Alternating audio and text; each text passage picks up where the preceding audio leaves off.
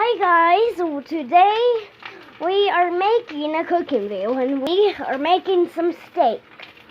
Look at that. A ribeye steak. Uh-huh. And that's some ribeye got steak. some nice fat marbled through it, and then some Yeah. fat on the tail.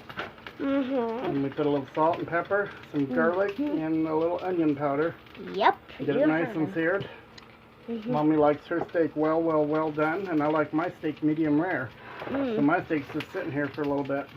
Yep. We've got some mashed potatoes going. Uh-huh. And in the fridge we have our salads already made. Look Uh-huh.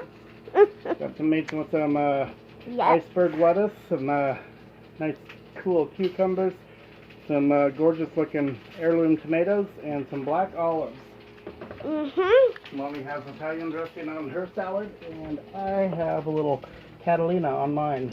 Uh-huh. That's about it for now.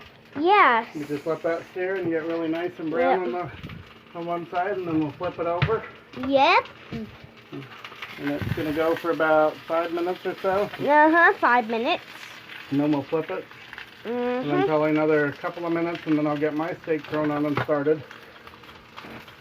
Yep. About it for now.